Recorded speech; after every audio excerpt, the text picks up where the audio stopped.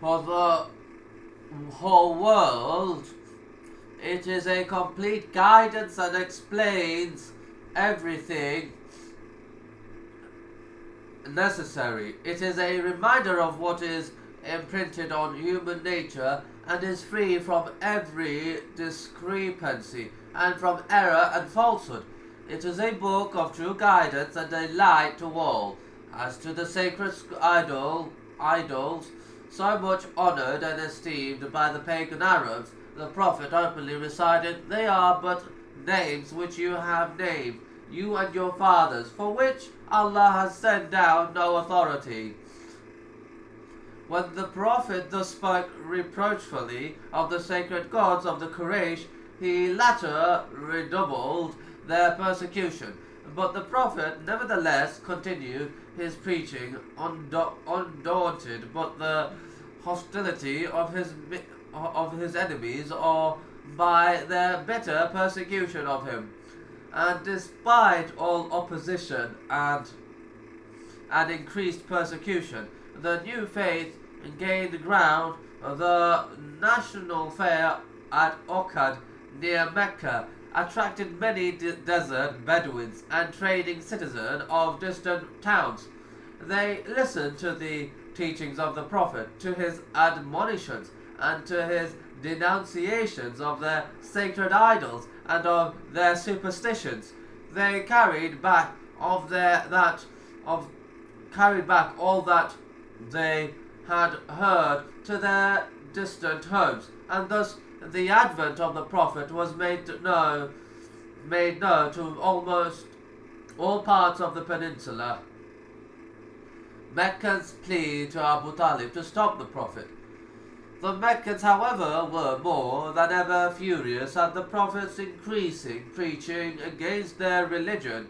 They asked his uncle Abu Talib to stop him, but he could not do anything, as the Prophet persisted in his ardent denunciations against their ungodliness and impiety.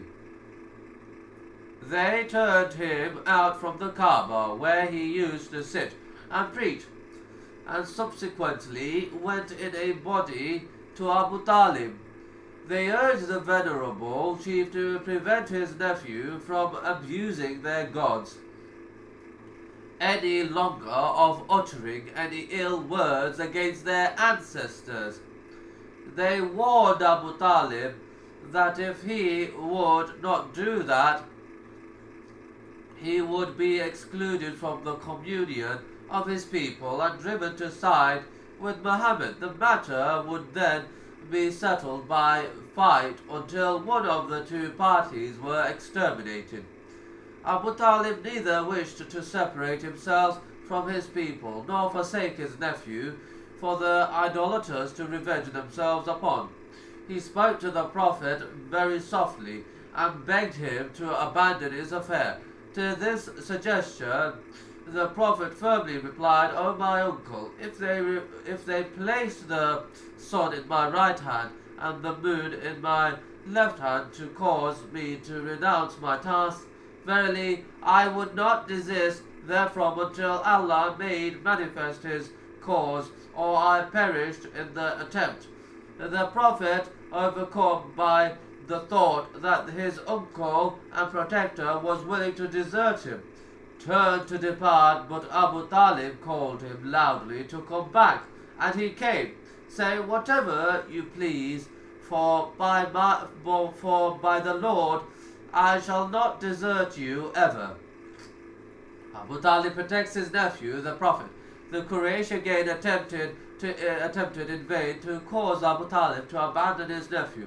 The venerable chief declared his intention to protect his nephew against any menace or violence. He appealed to the sense of honor of the two families of the Banu Hashim and the Bani Muttalib, both families being kinsmen of the Prophet, to protect their member from falling a victim to the hatred of rival.